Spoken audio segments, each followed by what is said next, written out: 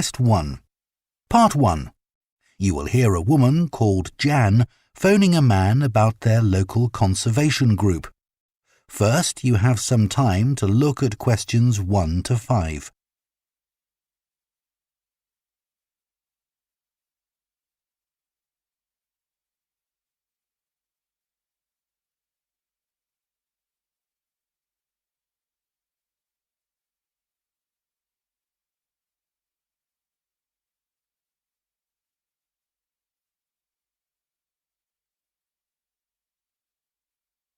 Now listen carefully and answer questions 1 to 5. Hello? Oh, hello. My name's Jan. Are you the right person to talk to about the Buckworth Conservation Group? Yes, I'm Peter. I'm the secretary. Good. I've just moved to this area and I'm interested in getting involved. I was in a similar group where I used to live. Could you tell me something about your activities, please? Of course. Well, we have a mixture of regular activities and special events. One of the regular ones is trying to keep the beach free of litter. A few of us spend a couple of hours a month on it, and it's awful how much there is to clear. I wish people would be more responsible and take it home with them. I totally agree. I'd be happy to help with that. Is it okay to take dogs? I'm afraid not, as they're banned from the beach itself. You can take them along the cliffs, though, and children are welcome. Right. We also manage a nature reserve, and there's a lot to do there all year round. For example, because it's a popular place to visit, we spend a lot of time looking after the paths and making sure they're in good condition for walking. I could certainly help with that. Good. And we have a programme of creating new habitats there.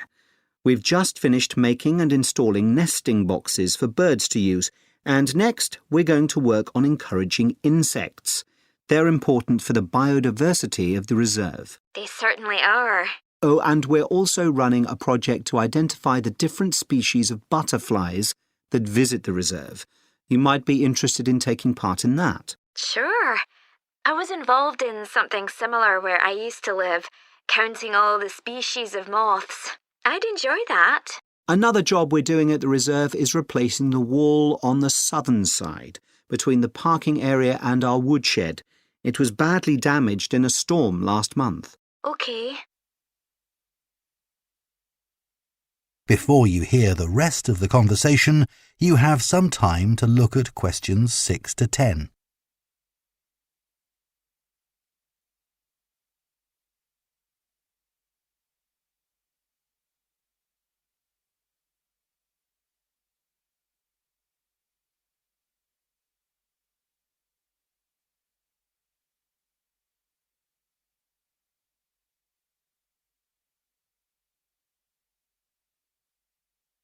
Now listen and answer questions 6 to 10.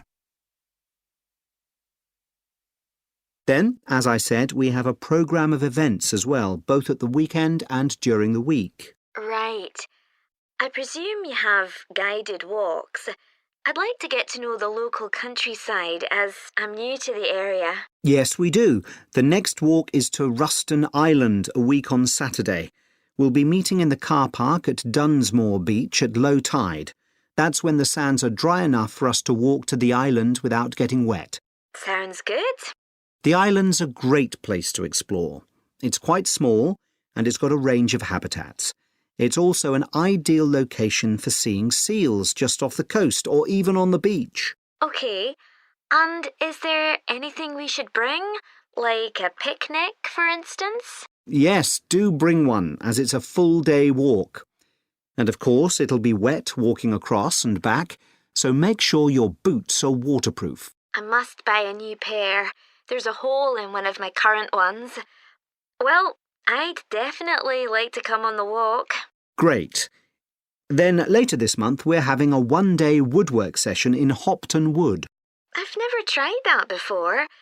Is it okay for beginners to take part? Definitely. There'll be a couple of experts leading the session, and we keep the number of participants down, so you'll get as much help as you need. Excellent. I'd love to be able to make chairs. That's probably too ambitious for one day. You'll be starting with wooden spoons, and of course learning how to use the tools.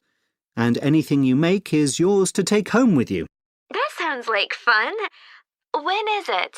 It's on the 17th from 10 a.m. until 3.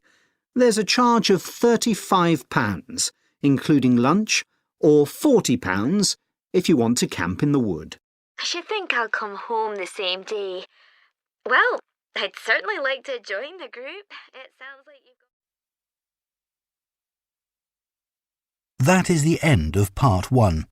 You now have half a minute to check your answers to Part 1.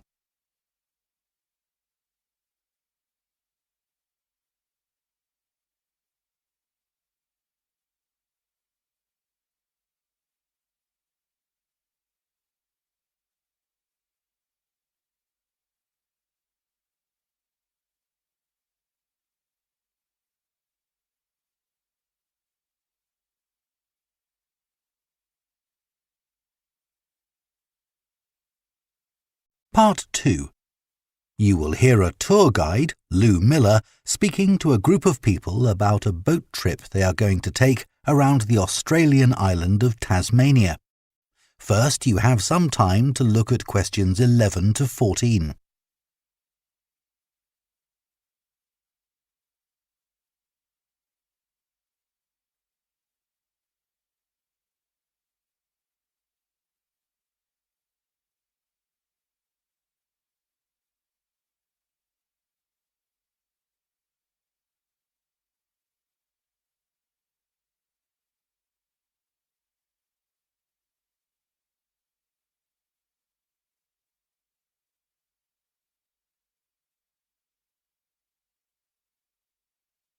Now listen carefully and answer questions 11 to 14. So, hello everyone. My name's Lou Miller and I'm going to be your tour guide today as we take this fantastic boat trip around the Tasmanian coast. Before we set off, I just want to tell you a few things about our journey. Our boats aren't huge, as you can see. We already have 3 staff members on board. And on top of that, we can transport a further 15 people, that's you, around the coastline. But please note, if there are more than 9 people on either side of the boat, we'll move some of you over. Otherwise, all 18 of us will end up in the sea. We've recently upgraded all our boats. They used to be jet black, but our new ones now have these comfortable dark red seats and a light green exterior in order to stand out from others and help promote our company. This gives our boats a rather unique appearance, don't you think? We offer you a free lunchbox during the trip, and we have 3 types. Lunchbox 1 contains ham and tomato sandwiches. Lunchbox 2 contains a cheddar cheese roll.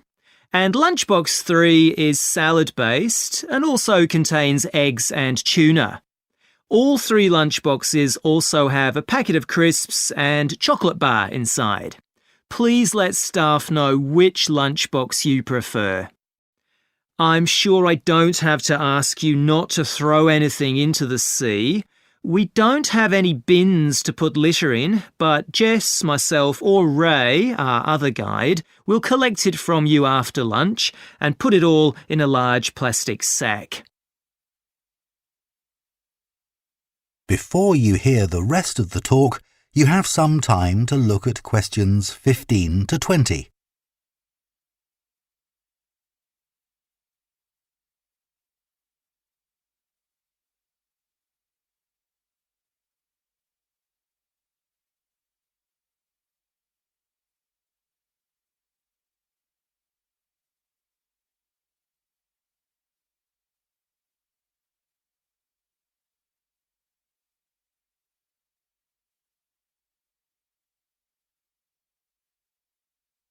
Now listen and answer questions 15 to 20. The engine on the boat makes quite a lot of noise, so before we head off, let me tell you a few things about what you're going to see. This area is famous for its ancient lighthouse, which you'll see from the boat as we turn past the first little island. It was built in 1838 to protect sailors, as a number of shipwrecks had led to significant loss of life. The construction itself was complicated, as some of the original drawings kept by the local council show. It sits right on top of the cliffs in a very isolated spot. In the 19th century, there were many jobs there, such as polishing the brass lamps, chopping firewood, and cleaning windows that kept lighthouse keepers busy. These workers were mainly prison convicts until the middle of that century, when ordinary families willing to live in such circumstances took over. Some of you have asked me what creatures we can expect to see. I know everyone loves the penguins, but they're very shy and unfortunately tend to hide from passing boats. But you might see birds in the distance, such as sea eagles, flying around the cliff edges where they nest. When we get to the rocky area inhabited by fur seals, we'll stop and watch them swimming around the coast.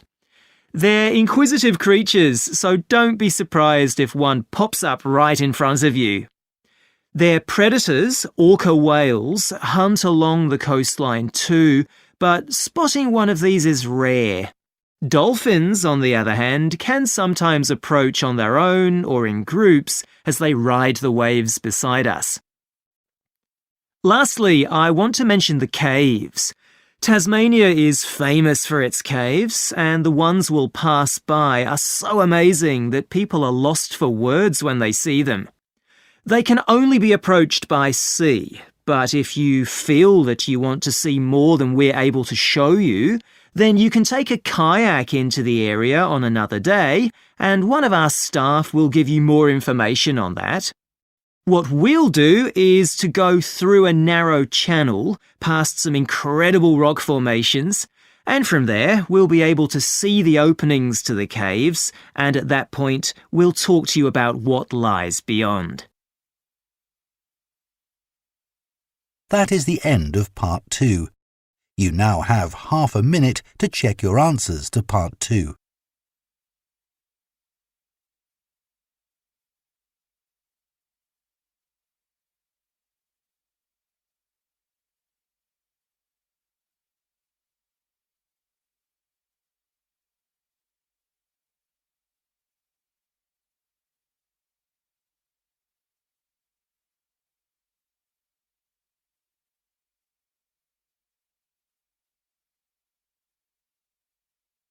Part 3.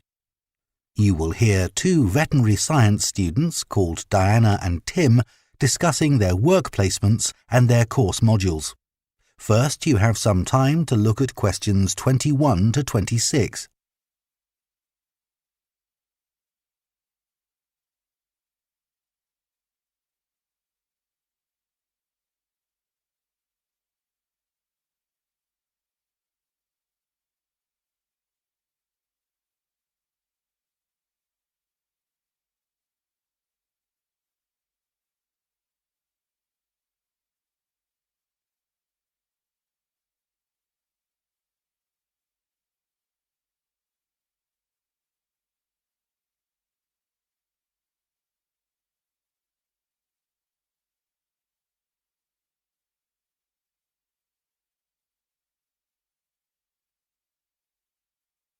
Now listen carefully and answer questions 21 to 26. So, Tim, we have to do a short summary of our work experience on a farm. Right. My farm was great, but arranging the work experience was hard. One problem was it was miles away and I don't drive.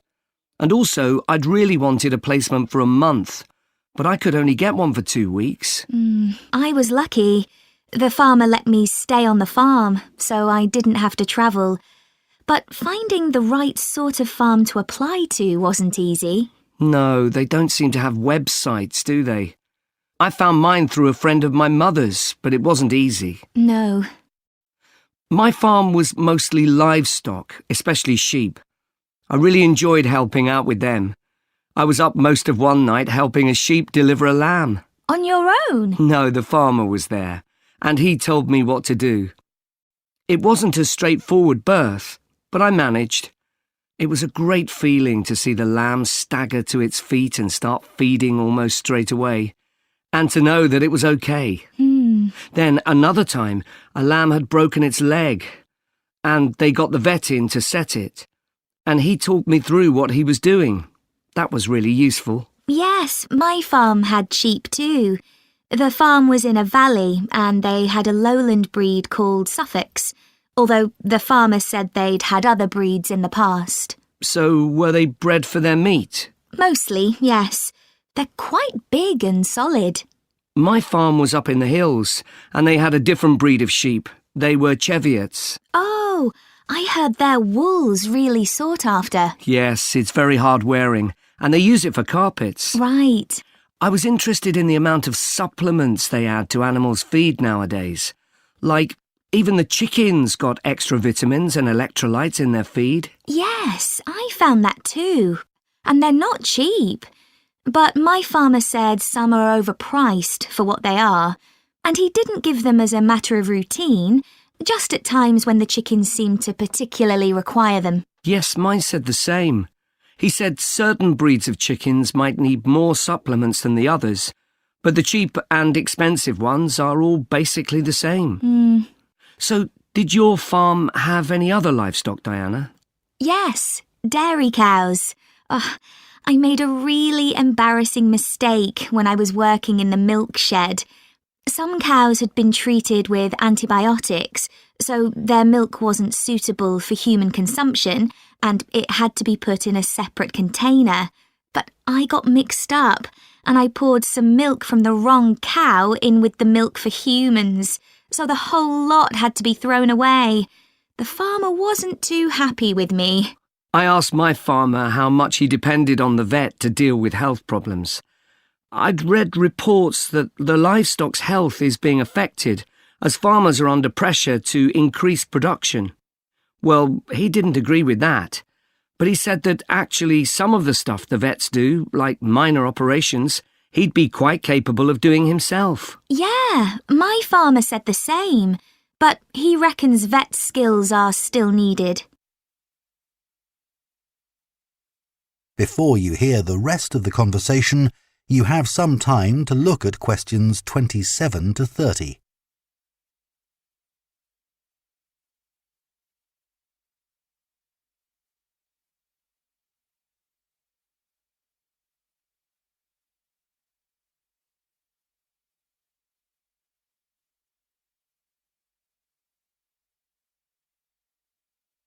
Now listen and answer questions 27 to 30.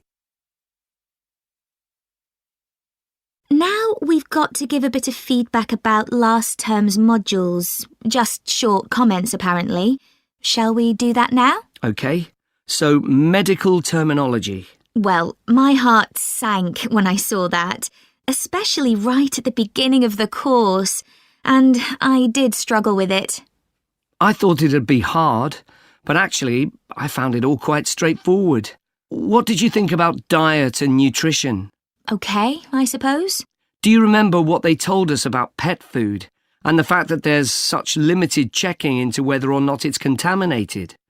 I mean, in comparison with the checks on food for humans, I thought that was terrible. I think the module that really impressed me was the animal disease one, when we looked at domesticated animals in different parts of the world, like camels and water buffalo and alpaca. The economies of so many countries depend on these, but scientists don't know much about the diseases that affect them. Yes. I thought they'd know a lot about ways of controlling and eradicating those diseases, but that's not the case at all. I loved the wildlife medication unit. Things like helping birds that have been caught in oil spills. That's something I hadn't thought about before. Yeah, I thought I might write my dissertation on something connected with that. Right. So, actually, I was thinking something along the same lines. That is the end of Part 3. You now have half a minute to check your answers to Part 3.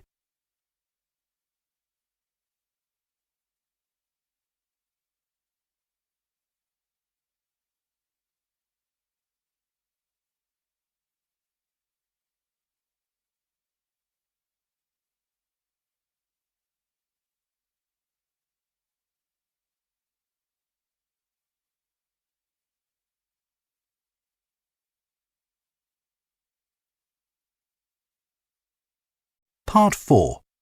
You will hear an anthropology student giving a presentation on spiral path designs known as labyrinths. First, you have some time to look at questions 31 to 40.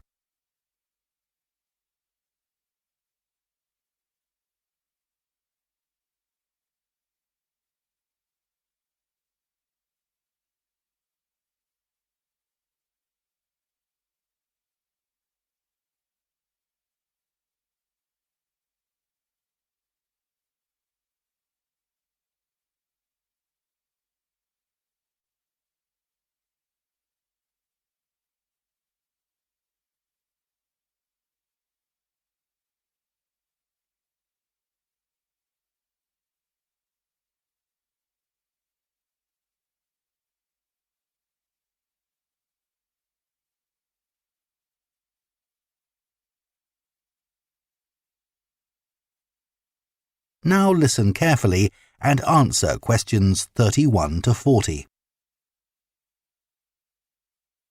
Labyrinths have existed for well over 4,000 years.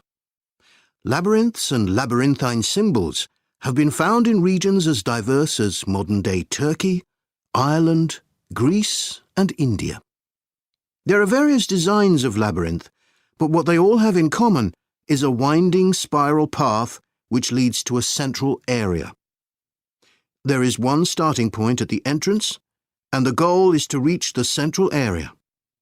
Finding your way through a labyrinth involves many twists and turns, but it's not possible to get lost, as there is only one single path.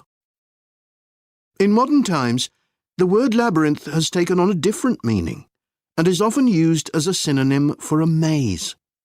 A maze is quite different, as it is a kind of puzzle with an intricate network of paths. Mazes became fashionable in the 15th and 16th centuries in Europe and can still be found in the gardens of great houses and palaces. The paths are usually surrounded by thick, high hedges so that it's not possible to see over them. Entering a maze usually involves getting lost a few times before using logic to work out the pattern and find your way to the centre, and then out again. There are lots of dead ends and paths which lead you back to where you started. The word maze is believed to come from a Scandinavian word for a state of confusion. This is where the word amazing comes from. Labyrinths, on the other hand, have a very different function. Although people now often refer to things they find complicated as labyrinths, this is not how they were seen in the past. The winding spiral of the labyrinth has been used for centuries as a metaphor for life's journey. It served as a spiritual reminder that there is purpose and meaning to our lives, and helped to give people a sense of direction. Labyrinths are thought to encourage a feeling of calm, and have been used as a meditation and prayer tool in many cultures over many centuries. The earliest examples of the labyrinth spiral pattern have been found carved into stone, from Sardinia to Scandinavia, from Arizona to India to Africa. In Europe, these spiral carvings date from the late Bronze Age. The Native American Pima tribe wove baskets with a circular labyrinth design that depicted their own cosmology. In ancient Greece, the labyrinth spiral was used on coins around 4,000 years ago. Labyrinths made of mosaics were commonly found in bathhouses, villas, and tombs throughout the Roman Empire. In northern Europe, there were actual physical labyrinths designed for walking on. These were cut into the turf or grass, usually in a circular pattern. The origin of these walking labyrinths remains unclear, but they were probably used for fertility rites, which may date back thousands of years. 11 examples of turf labyrinths survive today, including the largest one at Saffron Walden, England, which used to have a large tree in the middle of it.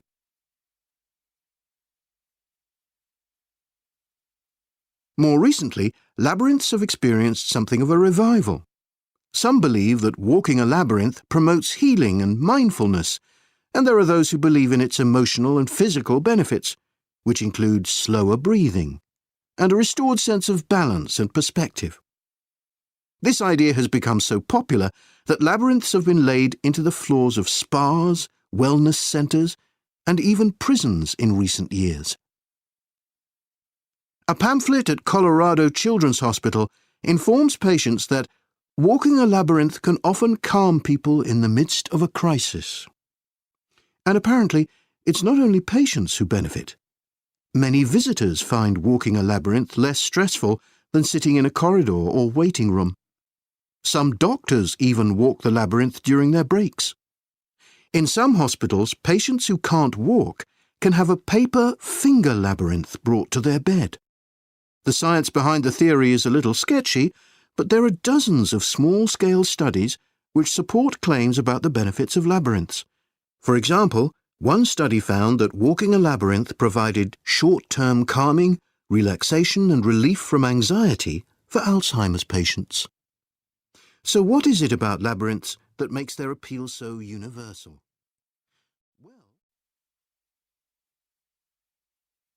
That is the end of Part 4. You now have 1 minute to check your answers to Part 4.